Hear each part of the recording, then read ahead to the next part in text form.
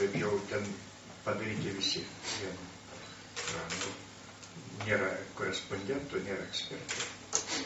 Yra tikrai ir emeritai. Klebonas, kunigas. Kunigas tai jau kurie palieka valdžios metus. Tačiau beje emeritus. Vienas Lietuvoje. Bet tokios yra. Tai labai gerai. Nepavardėsniai. Taip. Gerai, tai laba diena visiems susirinkusiems. Šios dienos mūsų apskrito stalo tema yra kalėdinis prekybos bumas Lietuvoje. Ir šiandien mūsų apskrito stalo svečiai, gal pradėsiu nuo, tai yra akademikas Romualdas Grigas, taip pat organizacinių vystymų centrų vyriausia konsultantė, paprašiau pasakyčiau, psichologė Miranda Turkamaitė ir asmeninių finansų instituto vadovė Lietuvoje Odeta Bložienė ir kunigas klebonas Elijus Markauskas. Tai gal klebonė nuo jūsų gal turbūt ir pradėtum. Štai kalėdos atsiektus šventinis metas, kuris asocijuojasi su tai tokiu laukimu stebuklo, tokiu dvasiniu pakilimu. Ir aš dabar turbūt jau kokios, nors iki kalėdų liko kelios savaitės, jau 2 savaitės visuose prekybos centruose girdžiu taip grojant muziką, kalėdinius jingle bendus, didžiulė masė visokių kalėdinių prekių, pirkimai ten vaikam, ten. Ar čia iš tikrųjų ta šventė kalėdos, jūs kaip dvasininkas žmogus, ar čia iš tikrųjų reikalingi tie dalykai su tokiu išpūtimu, kurio aš vis tik tai tokią dar mintį pasakysiu. Prekybininkam vienai tokiai daliai žmonių neša didžiulius pelnus ir aš tam tikrą jaučiu, kad prisidengiant tokiais dvasiniais dalykais vis tik tai daromas pelnas.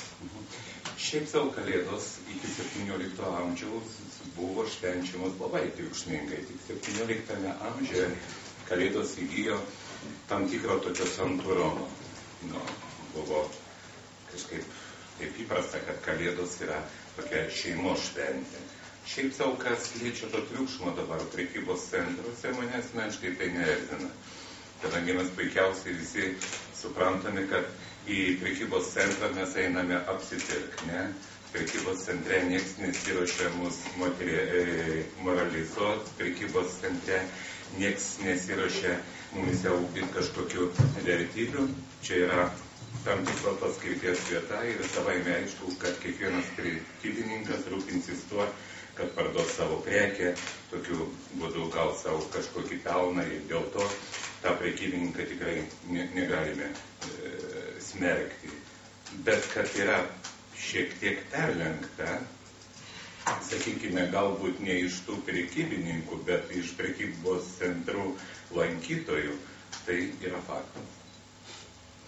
Iš tikrųjų, kas liečia tokio krikščioniško kalėdų šventimo, tai netame yra esmė, kad žmogus per kalėdas turėtų išleisti visas savo atsargas, turėtų įgyti labai kažkokių prabangių ir jau tokių didelių kažkokių dovanų, nes jeigu jau švenčiame mes Kristaus gimimą, jeigu švenčiame Dievo atėjimą į šį pasaulį, tai reikia pasakyti, kad Dievas tam ir tapo žmogumi, kad mes šiame pasaulyje visų pirma atrastumėm kaip didžiausią brangenybę, tai būtent žmogų.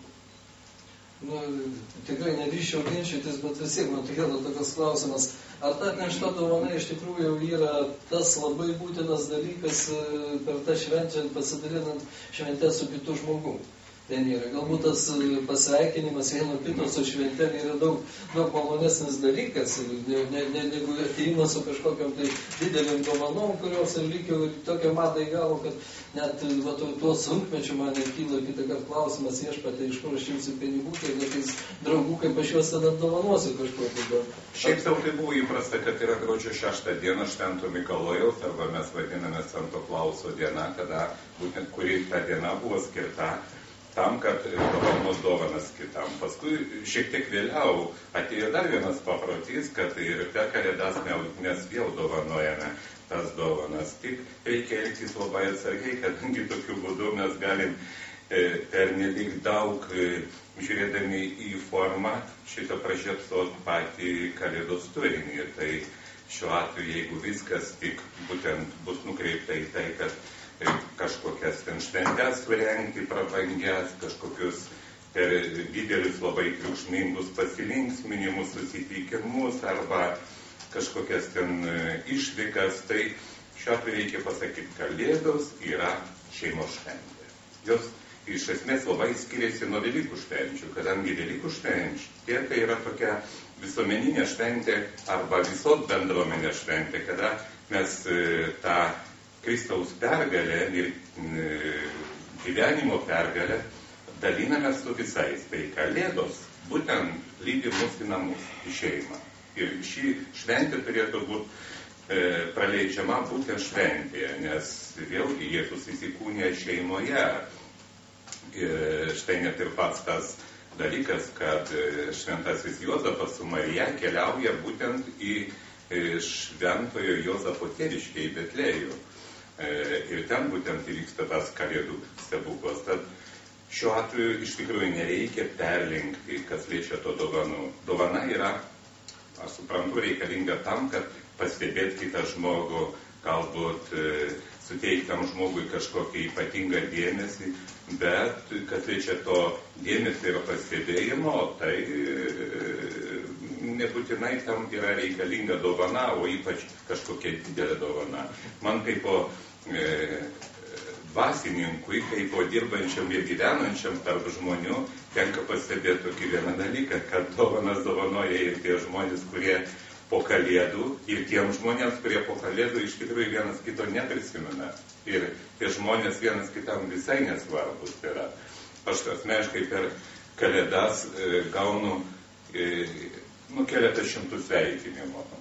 Prisipažįstu nuoširdžiai, kad daugumą tų sveikinimų aš perskaitau gerokai po naujųjų metų šitą. Bet iš tikrųjų nerišioju, kad kažkas toks ir toks pažįstamas ten ar mano draugas manęs nepasveikino ir to daugiau neatnešė kažkokios dovanos. Vis dėlto didžiausia dovana žmogui yra kitas žmogus. Ir tai būtent yra ta pagrindinė Kalėdų vertybė. O ypač šiuo sunkiu laiku, kada žmonės neturi galimybės prabangai tokiai. Šitą šiuo atveju, galbūt kaip tik mums daugiau reikėtų kreipti dėmesį vienas į kitą. Ir yra tokios dovanos, kurios nieko nekainuoja absoliučiai, bet kurios yra be galo malonės. Tai yra mūsų gerumas, meilė, pagarba kitam žmogui. Ir aš manau, kad čia yra svarbiausias dovanas, kurias reikėtų nešti kitam žmogui per Kalėdas.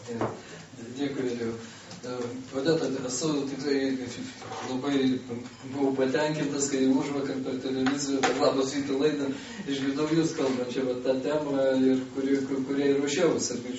Ir pamačiau, kad susidūriau su specialistų asmeninių finansų, nes kaip būtų tas sunkmetis vienaip ir kitaip, ir įvairius čia bankų griūtis ir visi kiti dalykai yra palėta taip, kad žmonės gyvena ne pačius geriausius laikus. Ir kaip jūs vertina taip, kaip šeima iš tikrųjų skaičiuojantį centą prie cento ir tai tiesiog kasdieniniai duonai, staiga per šitos šventes, man toks įspūdis tikrai, nes bent jau iš 20 gal vienas pasiskaičiuoja ten reikalingus dalykus ir reikalingus pirkinius, bet nes ta manija visuotinė, jinai egzistuoja.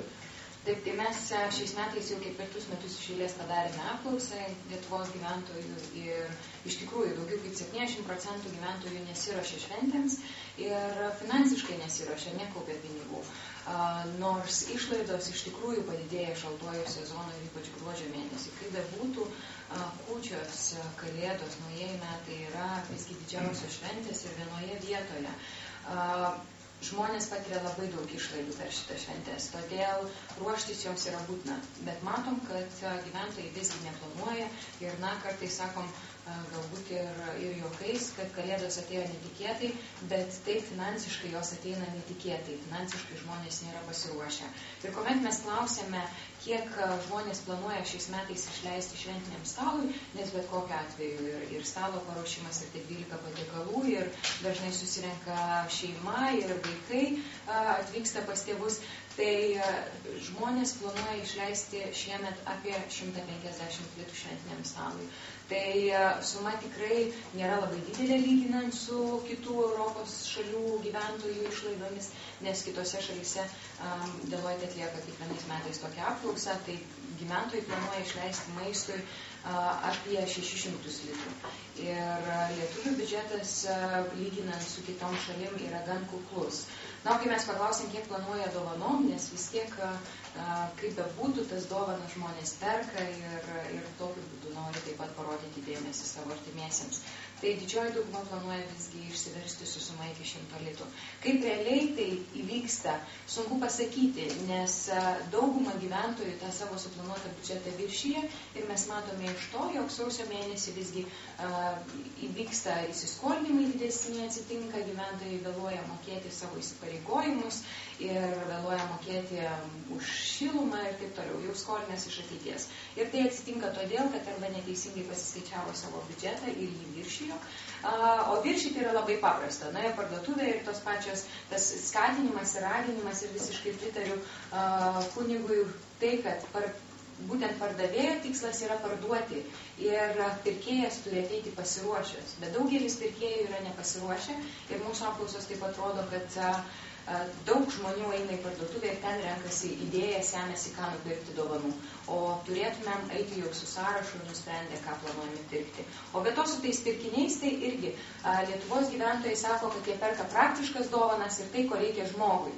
Tai labai yra, aišku, gerai, kad perka praktiškas, o ne kažkokias nereikalingas, bet vėlgi reikėtų turbūt apmastyti, ar reikia tiek tų dovanų.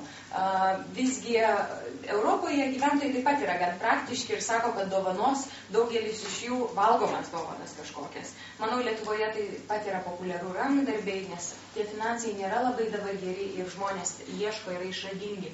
Ir kepinius dovanoja savo ir sausainius ir gamina dar kažkokius tais valgomus dalykus, nes viena dalis tai yra asmeniška ir tai yra šiek tiek pigiau nei pirkti kažkokį daiktą. Tai yra paprasčiau, šeimai padovanoja pyragą ar kažkokiu tais kepinių savo. Tai sunku pasakyti, kokios bus tos finansinės pagirios šiemet po jau prasidėjus naujiems metams, bet akivaizdu, kad gyventojai visgi nėra finansiškai kol kas pasiruošę. Gal tik tai vienas klausimas, jūs pasakėte Lietuvoje, ten 150 litų, 100, kitur 600, o procentaliai, pavyzdžiui, ten yra Lietuvoje daugiau, jeigu įmant, mes lyginant su jų pajamom, ten yra, man labai įdomu, Lietuvoje daugiau ar vakaruose. Jeigu žiūrėtumėm išlaidas maistui, tai ES vidurkis maistui išleidžiamas yra kažkur tais apie 12-15%, Lietuvoje yra nuo viso šeimos biudžeto nuo pajamų. Lietuvoje yra įvairiai priklausomai nuo pajamų, bet svyruoja vos nuo 30 iki 60, netgi 70%. Tai sakyčiau, tas pas mus proporcija yra ženkliai didesnė dalis biudžete šitom išlaidom, bet absoliučiom sumom jos yra tikrai nedidelės. Supratau. Ir tada klausimas jums. Tikrai mano pastebėjimas, kad per visas tas šventės kūčias, kalėdas, jeigu šventėj šeimoje, maisto visada lieka, kaip nedarysi. Nueisi pas draugus irgi lygiai tas pats. Ten yra. Tai kur čia tas ribos fenomenas, nors Odeta sakė, kad čia renkasi praktiškus daiktus, aš pabandžiau pagalvoti, ką iš praktiškų dovanotų daiktų gavau. Paprastai, man kitą kartą labai sunkiai sekasi panaudoti praktišką daiktą, ką gaunu dovanų. Tai kas iš viso per fenomenas tų žmonių pirkimo, ar čia pasąmonė yra, ar čia suveikia ta reklama, ar čia tas kažkokios tradicijų buvimas, kad pirktis ir leis per tas šventės, ar čia tas puodabado metais vyksta nuotaika pakeli, kas čia yra?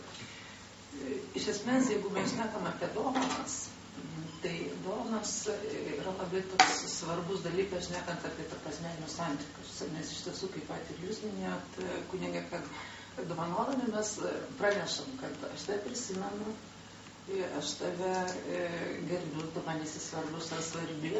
Ir iš tiesų kartais tas toks bandymas uždrausti kažkam, kad tu man nieko nedovanok, tai iš tikrųjų gali skautinti kitą žmogų, nes jis praktiškai mums visiems patinka, bent jau man tai tikrai, ir dovanoti, ir gauti dovanas. Nes tai yra apie tam tikrą dalyką, kad tu rūpinėsi svarbiais žmonėmis, tu mastai, kas jūs pradžiuginti ir taip toliau. Iš kitos pusės be abejo galima sutikti su tom, kad viena geriausių dovanų tai yra laikas, kurį mes skiriam.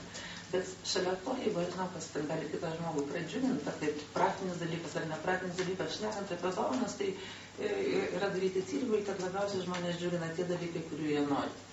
Ne veltui vaikai rašo laiškus seneliui kalėdų seneliui ir ne veltui yra svarbu pasiaiškinti, ko tu norėtum. Nes iš tiesų, kaip kartais yra sakoma, ypatingai Lietuvoje yra dar tokių, gal ne Lietuvoje, bet aš tam tikrus ratus žmonių turiu galvoje, kad pinigai nedovana. Bet jeigu žmogus nori pinigų, kažkokiam savo tikslui gyvendinti, tai iš tikrųjų tai gali būti puikiai dovana. Žodžiu, reikėtų apie dovanas galvoti, labiausiai išeiti iš poreikių to žmogaus, kuriam nori dovano. Šnekant apie pirkimąsi, tai todėl labin, man regis, yra nelengva atsiriboti nuo to spaudimo, kurį mes visi patiriam.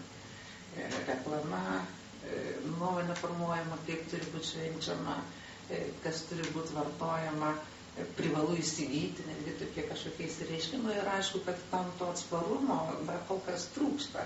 Ir yra labai svarbu, man regisi, prieš švenčias, galvojant tiek ir apie finansus, savo perspektyvą, tiek apie tai, kaip tos šventės vyks, kažkaip labai įsiklausyti save ir atliepti savo poreikiams. Gal iš tikrųjų nereikia netgi ten didelių vaišių, nes su vaišėmis kartais paskui būna iš tikrųjų ir tiesioginė to žodžio prasme pagiros, ne tik finansinė, su vaišėmis sumaišytomis su kažkokiais gėrimais, o tiesiog susiplanuoti truputį kitaip, taip, kad ir kišenės ypatingai nenukentėtų, finansai, ir kad galėtume pasidžiaugti buvimu vieni su kitais.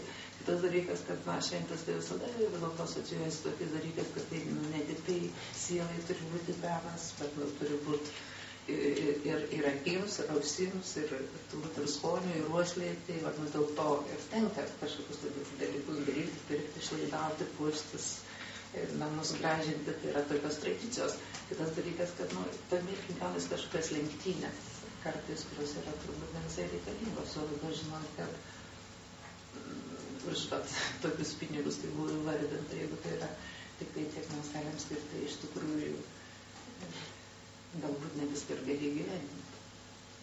Vis tiek, tada dar šiandien, mačiau, tik įsitiksiu žodį, vis tiek ten teko skaityti tyrimus, jūs ir užsiminėt, kad apie tą žmonių neatsparumą, kuo, manyčiau, labai puikiai naudojasi reklamos specialistai ir mūsų prekybininkai. Čia galbūt viso pasaulio reikėtų, nes teko skaityti tokius apklausos statistiką, kad štai, kai išeinant iš vieno kažkokio tai supermarketo, kada klausė žmonių, po to išėjus ir jis nusipirko, kuriem tas daiktas buvo reikalingas, labai daug kas suabejojo, kurie buvo nusipirkę. Galbūt patiko ta reklama, įpakavimas, tas momentas, kurį gal kažkaip tai veikia, kur čia jūsų sritis psichologija, kad sugebėjo kažkas įtikinti, nusipirk gal geras pardavėjas, gal apšvietimas, įpakavimas, o ta nauda, jinai tokia liko iš šonė. Kas čia to žmogų viduje yra tokia?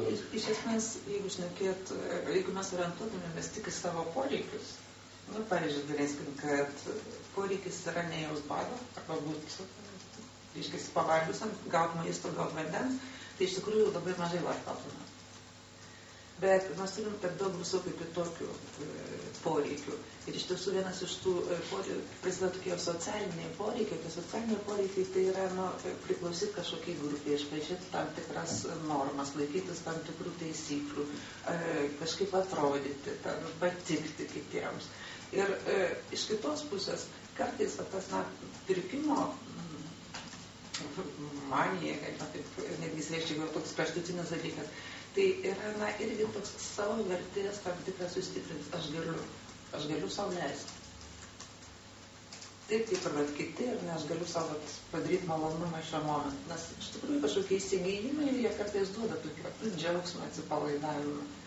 Ir aišku, kai mes apie perlenktą išnekam, tai atrodo, kad ten kaupiam, bet iš tikrųjų, jeigu aš galiu nusipirkti savo knygą, arba nusipirkti kažką tai tokio, nu, kas nėra būtinybė, bet man tiesiog bus komforto daugiau.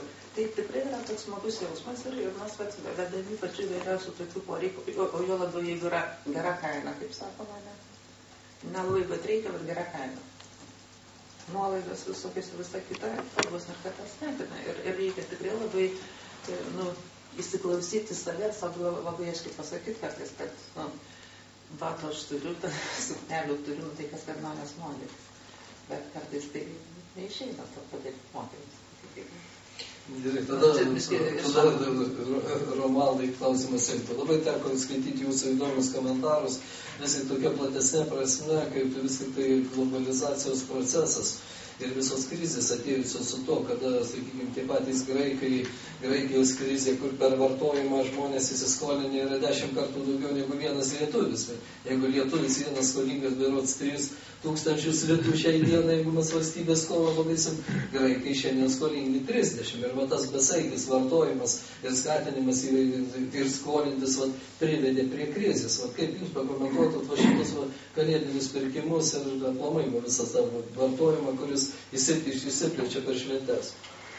Nu, pradėsiu nuo to, ką čia už stalo mano kolegos kalbėjo. Aš pritariu visoms mintims, bet, kaip žinot, socialiniai reiškiniai visada gali būti interpretuojami pačiais įvairiausiais rakursais, aspektais ir tik tai šitaip ir net ir priešingais požiūriais, tik tai šitaip mes galime tą realybę suvokti, kuri pakankamai sudėtinga. Tai jeigu kalbėti savo asmeninius išgyvenimus, būsiu čia jūsų tarpe balta varna ir jau eilę metų aš net savotiškai prisibijau kalėdų. Būtent dėl to daiktų dovanojimo ir gavimo psichozės. Mes esam turbūt visi apsistatę daiktais ir daiktai diktuoja mums savo erdvę ir sielai nebėra galimybių laisviau reikštis. Tos dovanos iš tikrųjų sukelia dar ir tokį jausmą, kad nežinai, ar tu įtiksi, ar tau įtiks. Čia susidaro didelės tokios įtampos savotiškos. Apklausinėti, klausti, ką tu nori, kad aš dovanočiau. Jeigu ratas giminų artimų yra pakankamai didelis, tai vėlgi tarsi save išprovokuoji, nei šis, nei tas. Atsirado nauja forma, tai dalinti čekius pirkiniams. Betgi už 10 litų, 20 litų čekių neduosi. Reikia už žymiai stambesnę sumą įrašyti čekį, kad susidarytų įspūdis. Vienaip ar kitaip, nežinau, čia aš ne prieš, bet prisimenu jaunystėje, tai būdavo mažytės dovanėlės, knygų pavydalė, ar šiaip koks, sakysim, rašyklis, ar kas, to pilnai pakakdavo. O dabar pereikim prie stambesnio to masto. Tikrai, aš manau, kad mūsų civilizacija išgyvena krizę, kurios mes išeities nematome. Man taip atrodo. Jeigu anksčiau, sakykime, dėl vartojimo, dėl išaugusios prabangos, sakysim, galėjo kokią nors Romos imperiją subirėti ar Babilono imperiją subirėti, nes jos turėjo savo izoliuotą erdvę. Ir vadinamieji barbarai įsiveržę galėdavo labai nesunkiai pažeisti tą konstrukciją, kuri būdavo iš vidaus papūgusi būtent dėl daiktų pertekliaus ir prabangos pertekliaus. Bet šiandien mes turime visuomenę, tinklinę visuomenę, kur viskas sujungta į vieną tinklą. Mesgi Wikileaks žinom ir internetą žinom ir daugybė kitų. Mes negalime, neturime garantijos, kad jeigu aš kalbu su mobiliuoju telefonu, kad manęs nepasiklausys kur nors Amerikoje. Viskas yra atvira. Tai suprantama, kad ir tos krizės, daiktų vartojimo, išaukta būtent vartojimo krizė ir dvasinės kultūros. Noriu priminti, kad ir popiežiaus Benedikto XVI pasisakymo prieš keletą metų, kad gyvenam dvasios dykumoje. Galėčiau pateikti daugybę autorių, kurie, sakysim, kad ir šitų pačių vokiečių, Horstas Kurtnickis parašęs įspūdingą monografiją Necivilizuota civilizacija, Bžežinskis parašęs Nebevaldomas pasaulis. Dovanokite, čia truputėlį jau uždavėt man tą klausimą, prisiminė mano tą komentarą, tai aš dar truputėlį leisiu savo papolitikuoti. Sakysim, Bžežinskis yra rašęs prieš 20 metų, kad Amerika, būtent sugalvojusi tą daiktų bumą ir tuos kreditus, dėl kurių jaunoji šeima į visą gyvenimą tampa įstumta į narvą, kadangi pastoviai reikia išsimokėti už pasistatytą būstą.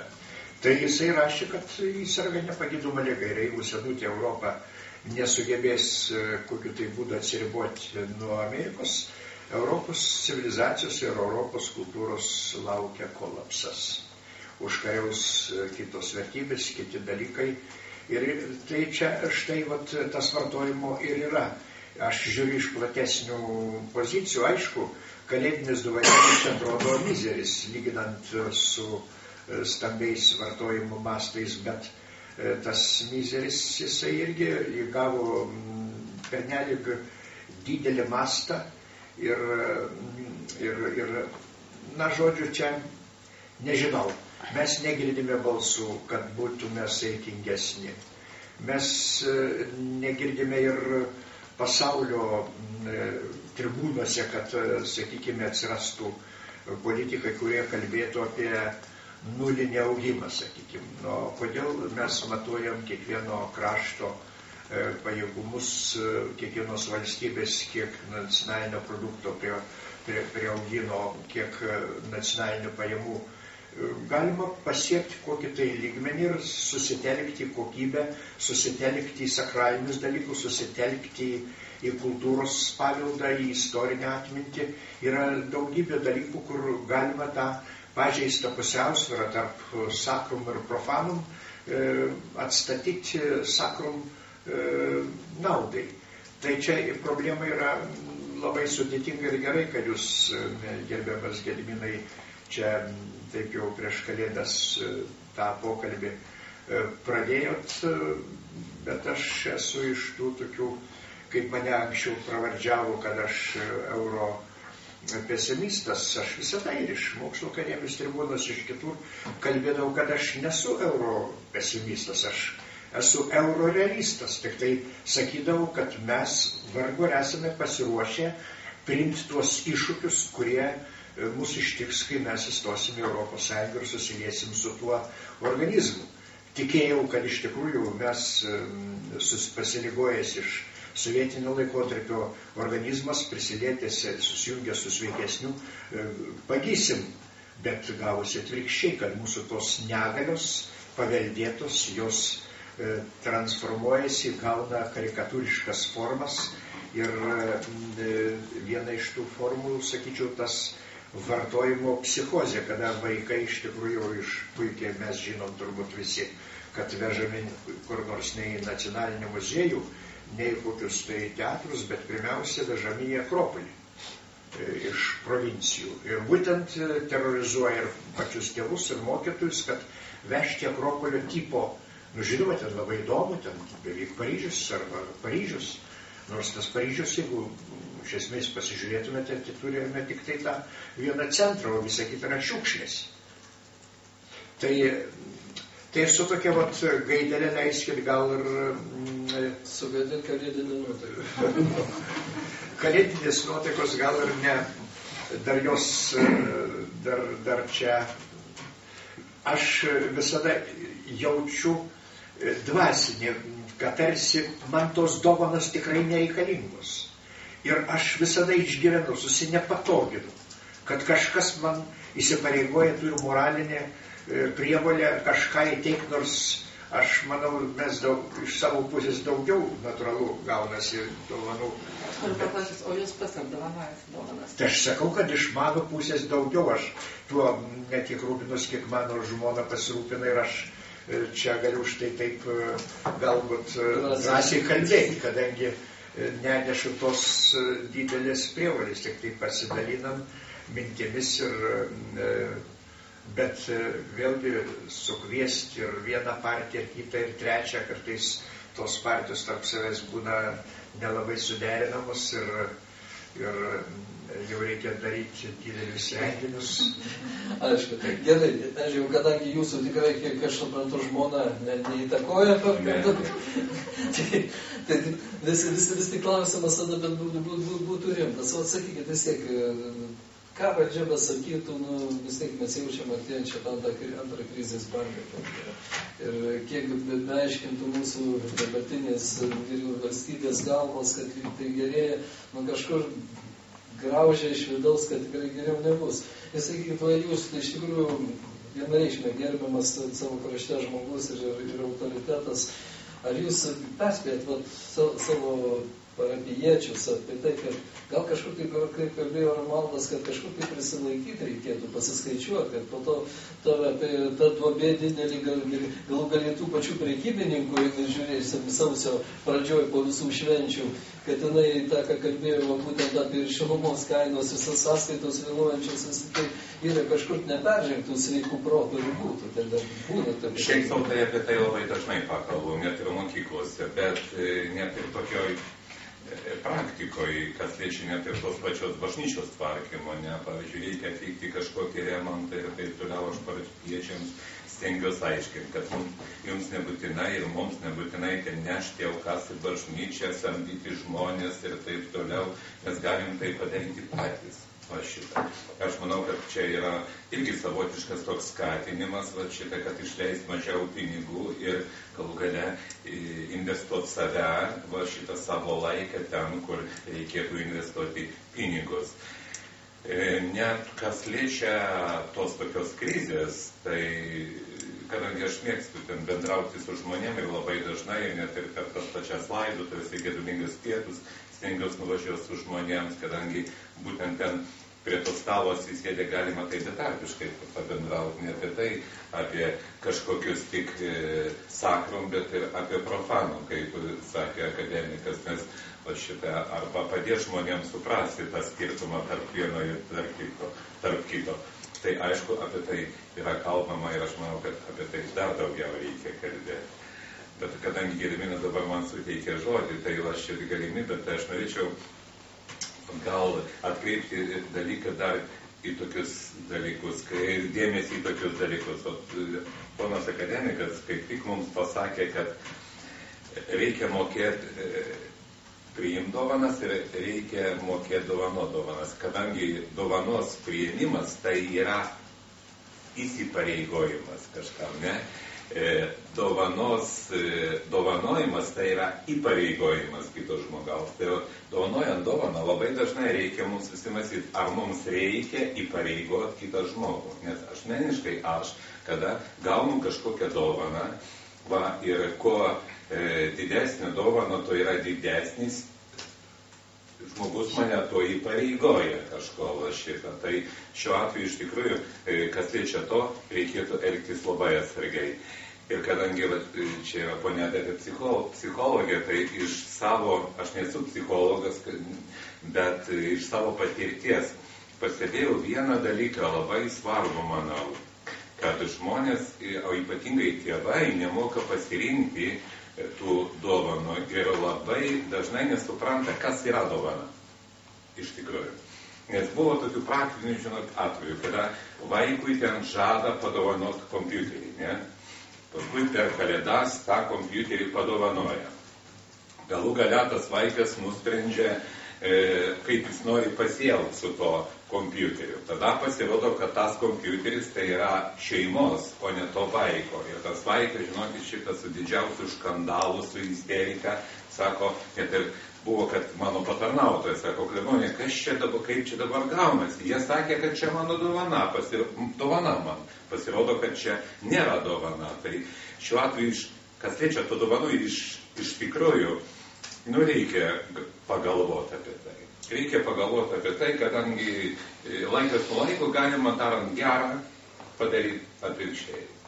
Va šitą, gal šiuo atveju tai ponia Odeta čia daugiau apie tai kalbėtų.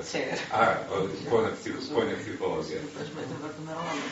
Aš tiesiog štai ką norėčiau pasakyti, kad ypatingai tas paskutinis atvejas tai yra apie tai, kad yra per mažai šnekamas ir per mažai aiškinama.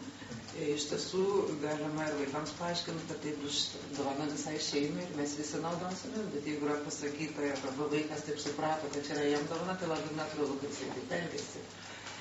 Kitas dalykas apie tuos įpareigojimus ir įsipareigojimus, vėlgi labai daug priklauso nuo to, kas vyksta mūsų galvose.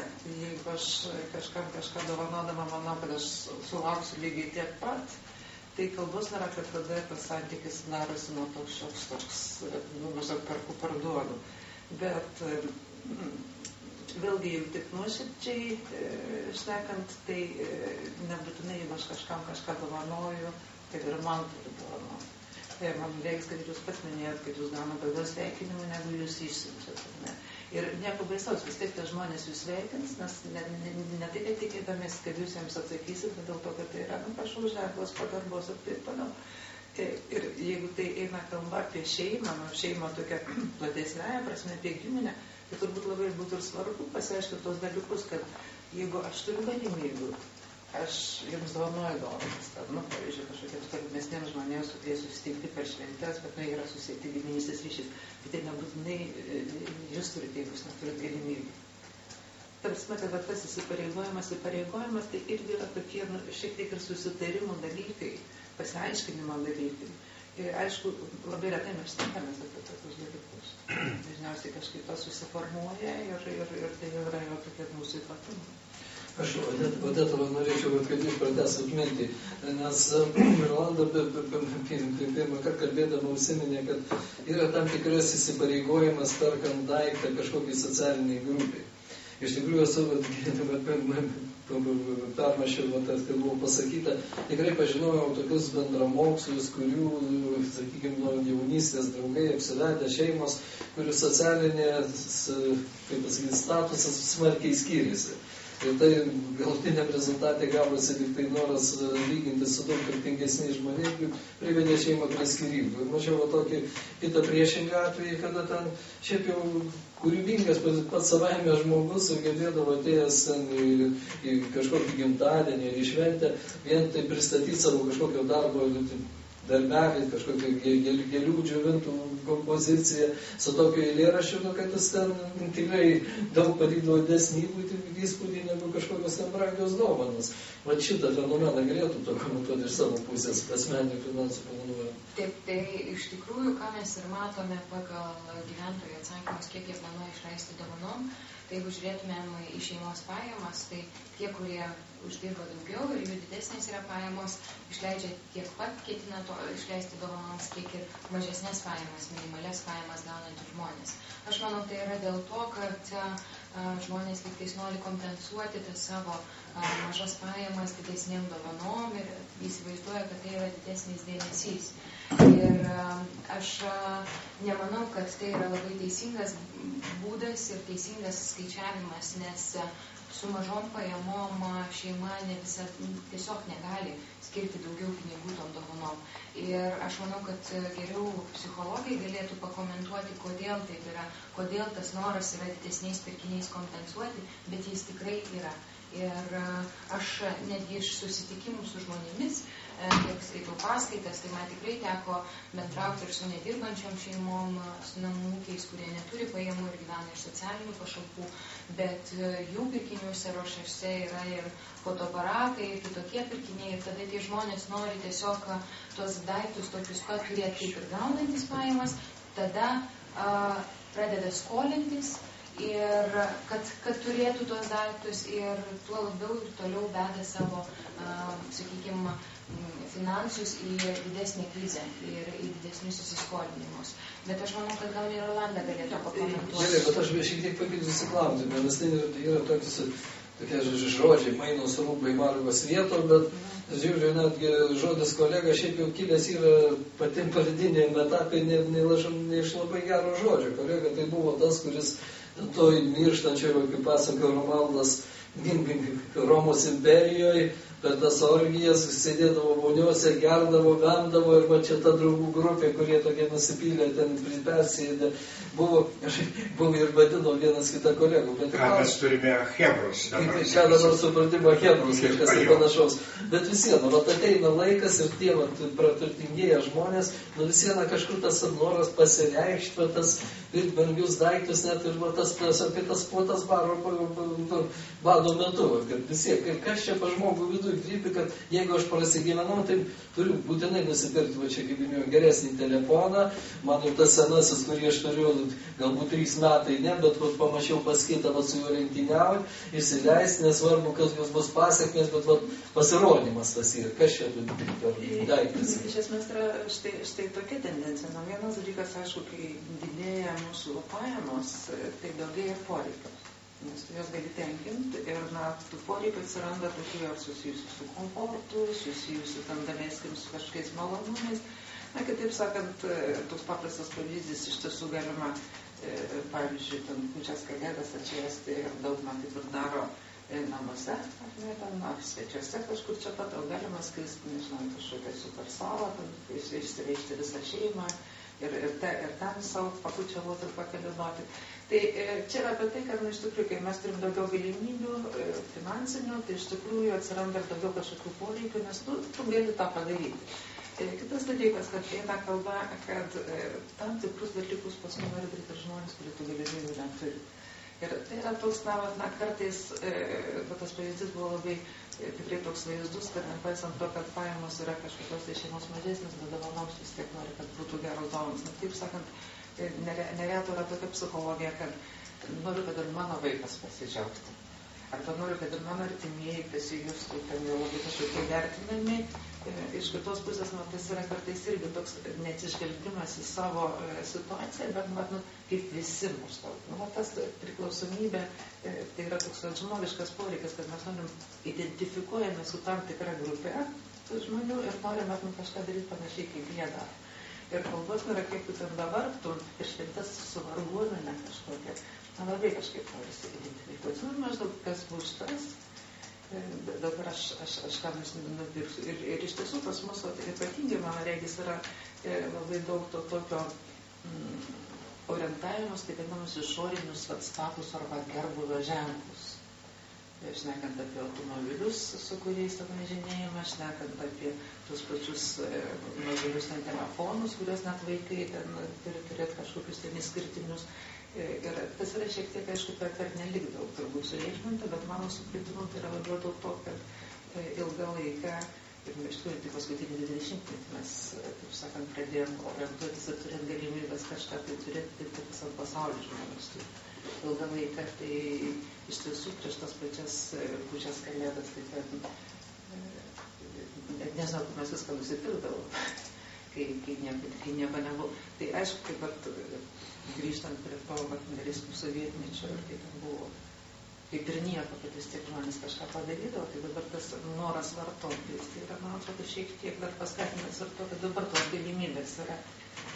Veikiau visko yra pilna, o tada jau, kad pinigai yra, gal ne mano. Žiūrėkite, šiek tiek gal šaržuodamas arba taip, tokį kraštutinį požiūrį jūsų pakomentuodamas, labai norėčiau, kad gerbiamas Romanas pagalvotų. Ar tas, sakykime, mūsų didesnės galimybės gimdo didesnius poreikius? Ar turtingas žmogus, pavyzdžiui, švęsdamas kūčių vakarą kaime per su etnokultūros tradicijom yra, kaip, neįmanomas variantas, ar jam būtinai per tas kūčias kažkur tai į vakarus reikėtų lėkti? Va taip mūsų mažai tautai. Ir juk čia turbūt ir yra kažkoks santykis to dvasingumo. Man iš tikrųjų, pavyzdžiui, kaime sutiktos kūčios pagal senas tradicijas yra daug didesnė šventė. Nors galbūt aš kitą kartą turiu galimybę kažkur į Alpes nuvažiuoti per naujus metus, bet nemanau, kad ten man būtų linksmiau. Bet čia gerą klausimą, Gediminai, jūs suformulavote ir aš pats norėjau čia iš mūsų kantai užduoti panašų. Buvo užsiminta, kad dovana tai tarsi ir santykio sustiprinimas, žmogiškojo santykio, to, sakysim, su artimuoju žmogum. Ir iš tikrųjų mes išgyvenam visi tą susvetimėjimą. Lietuviai tikrai praranda labai sparčių mastų, pasakyčiau, tą bendruomeninio sugyvenimo jausmą. Mes tampame tokiais toks anarchistinis individualizmas įsivyrauja.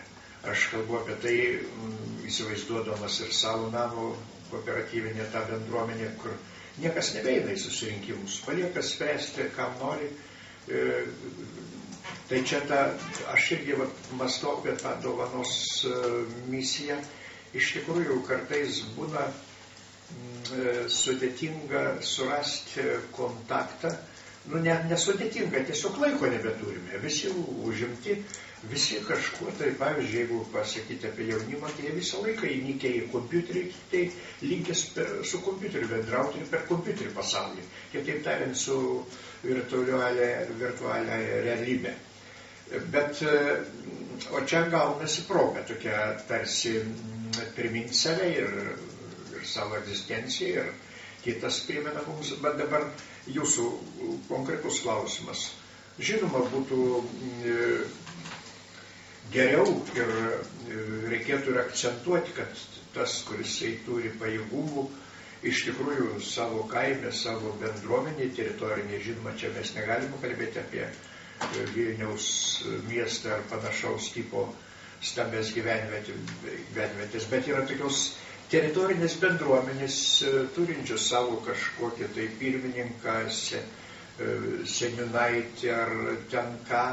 Tai iš tikrųjų, jeigu tas turtingesnis sugebėtų kokį nors organizuoti kalėdinį prezentą, nebūtinai visiems, bet kokį tai bendrą tokį susibėgimą su kultūriniu, kaip jūs suminėjot žodį, etnografiniu elementu, etnografinė daina ar etnografiniu renginiu, tai iš tikrųjų atsirastų to sakrum elemento daugiau. Čia yra antrą kalėdų dieną, ir jį gali būti panaudota, jeigu pirmoji kalėdų diena, sakysim, galim traktuoti kūčius, tai jau savaime suprantama susirenka. Pirmoji kalėdų diena po kūčių tarsi irgi dar liktai skaitoma šeimos ratų, bet sakysim, yra antrą kalėdų diena. Čia įsiterpsiu kūčių, pavyzdžiui, dainos ir kalėdinės dainos šeimos. Kūčios nedainuojama. Nedainuojama, čia dar negalima. Dar gavėnė nepasibaigus. Giedama. Ne tokį žodį. Bet jūsų mintis, kad vietoj ten Alpės, kad nulėkti, ir žinoma, gali ir nulėkti Alpės, bet atsirastų iš tikrųjų kažkoks tai pasitikėjimas. Mums taip trūksta to pasitikėjimo bendruomeniniais santykiais.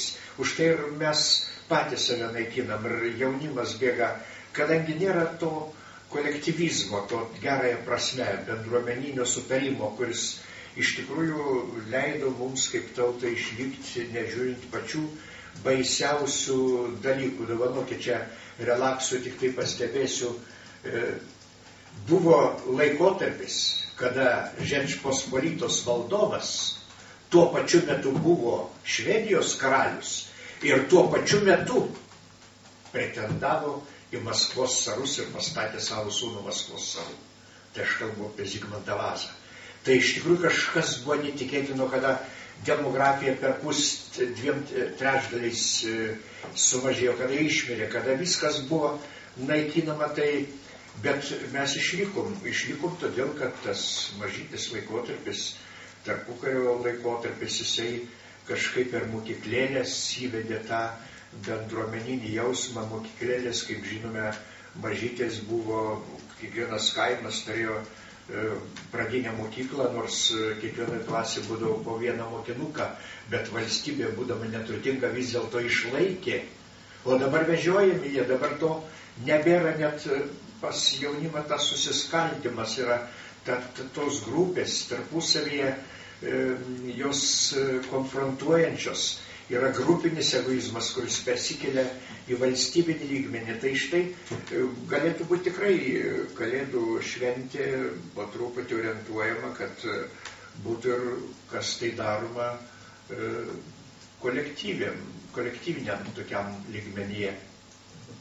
Aišku, gerai, bet užsiminėte apie tautą. Iš karto, tada labai laiko tai turim nedaug, bet dar man toks klausimas.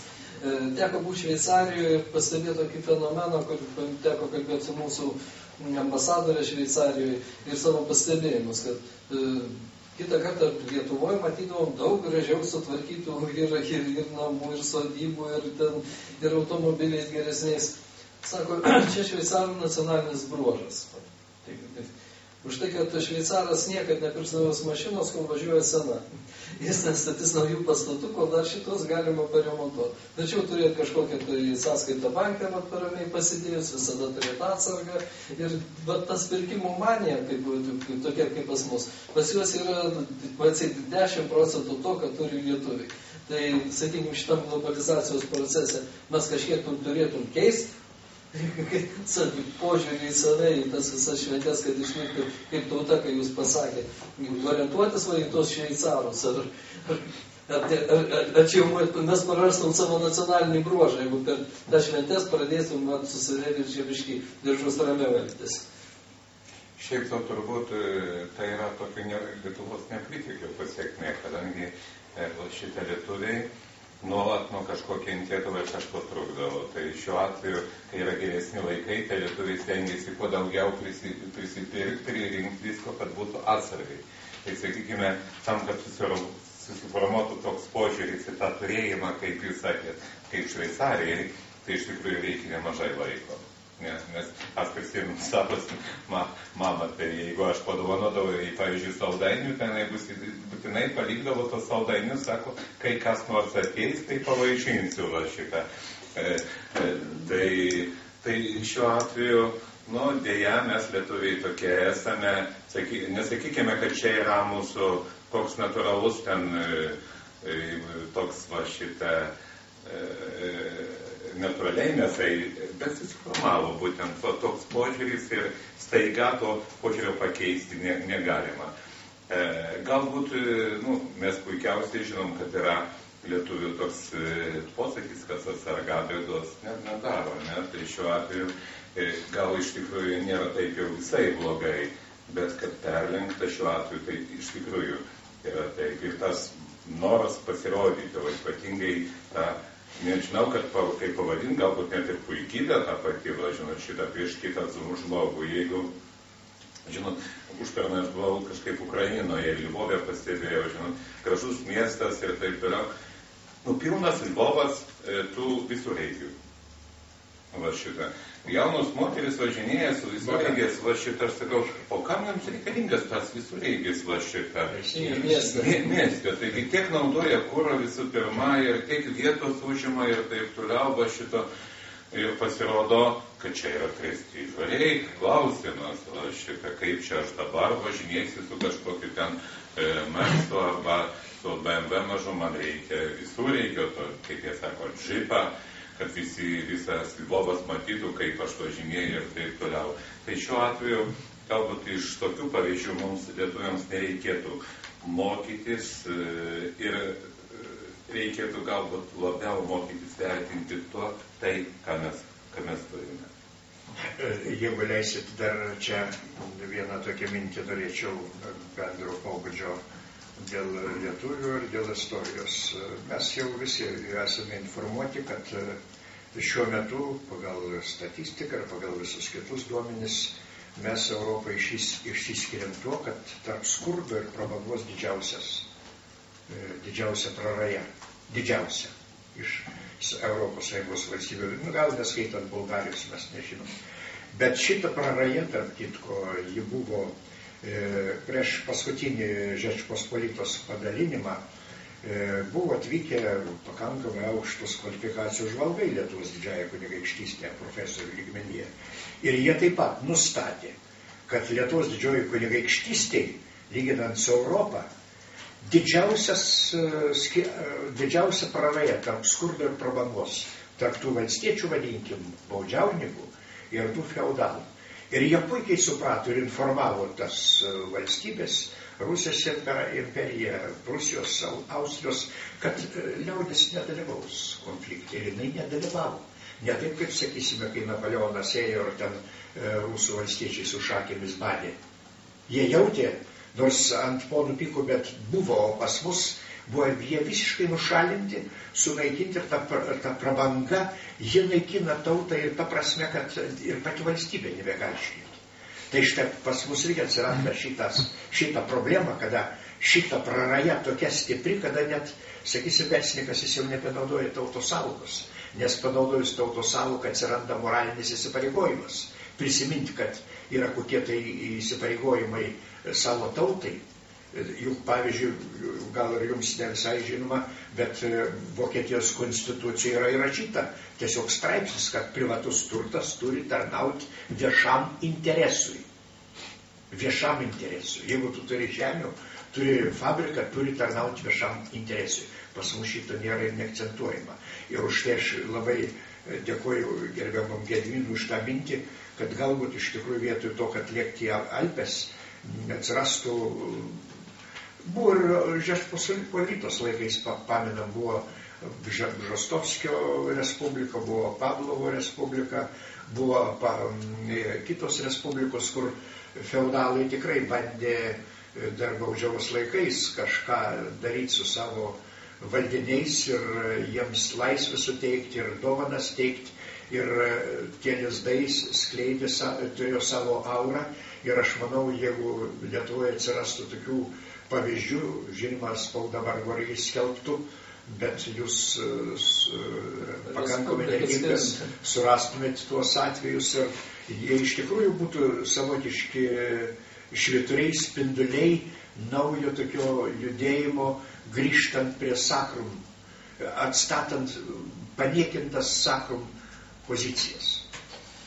Gerai, merginos, kadangi jau baigiam, tai jūsų verdiktas, kaip dar Odeta paskaitų turėsit Lietuvoje atskaityti, kad žmonės normaliai pradėtų savo asmeninius finansus tvarkyti. Aš manau, tai yra nuolatinis darbas ir todėl, kad pas mus nei viena karta neturi tų pagrindų, todėl, kad mūsų finansų sektorius pats jisai 10 metų tik tai yra toksai, koksai yra. Ir mes tiesiog nemokame elgtis tose asmeninių finansų srityse. Nei skolintis, nes neturėjome patirties ir dabar tik tais tas skolinimas toksai yra išaugęs. Nei investuoti juo labiau. Ir ką mokėjome, tai kaupti galbūt ar netaupyti, bet ir tai ne visi jauni žmonės labiausiai stebisi pradėję savarankišką gyvenimą, kaip yra sudėtinga sutaupyti ir kaip yra sunku gyventi pagal savo biudžetą. Tai aš manau, tai yra nuolatinis darbas ir manau, pirmiausia, dabar svarbiausia dirbti su jaunais žmonėm ir jauniems žmonėm įdiegti tos pagrindus asmeninių finansų valdymo ir kas yra skolinimasis, kas yra kaupimas, suprasti visiems. Nes jau vyresnioji karta, ji kaip pati sako iš apklausų, turi tą patirtį iš savo iš gyvenimiškos patirties asmeninių finansų valdymo įgūdžius. O jauni žmonės dabar kaip tik, sakykime, daugiausiai mokosi iš tų pavyzdžių, iš aplinkos ir dabar galimybės yra labai didelės. O poreikiai, jie auga beribiai ir kiekvieną dieną. Finansinės galimybės yra gan ribotos. Tai aš manau, visų uždavinys yra išmokti gyventi pagal savo finansinės galimybės ir tuos poreikius visgi sutramdyti ir gyventi pagal savo kišenę, ne pagal kaimyno kišenę, kas kartais atsitinka. Irlanda, labai noriu, kad išliktum tauta ir kad galėtum save vadinti protingą tautą. Ar galėsit išmokinti kaip psichologija žmonės, nepasiduoti reklamai masiniai, kurios vyksta prekybos centrus ir kažkur tai pasiskaičiuoti visada protingai perkant? Aš manau, kad kartais visi mes reklamai pasiduodami, čia nieko nepadarysi, jie profesionaliai dirba savo darbą, bet aš manau, kad jūs šnekant ir iš psichologinių pozicijų, ir šnekant apie visiems mums svarbius dalykus, tai iš tikrųjų yra svarbu, kas su kartą prisiminti savo vertybės. Ir manau, kad kūčios kalėdos yra puikiai proga apie tai pašnekėti tiek šeimose, tiek galbūt ir platesnėse rateliuose, nes manau, kad tai yra labai svarbus dalykai ir kuo tos vertybės yra aiškesnės, kuo jos iš tikrųjų yra labiau įvardintos, tuo mes labiau galime atsispirti ir ant pagundom. Gerai, tai ačiū už pokalbį, labai. Dėkui, kad sutiko dalyvauti. Šiaip dovanas vis tiek reikia dovanų. Reikia dovanų. Saikingai, bet reikia. Taip atrodo, kad mes čia prieš dovanas prisistatė ir visi sakytojam nedovanas. Ne, čia gal nepasiduotam tokie masiškai, tokie psichozai, tokie pirkimų vajai, kuris tikrai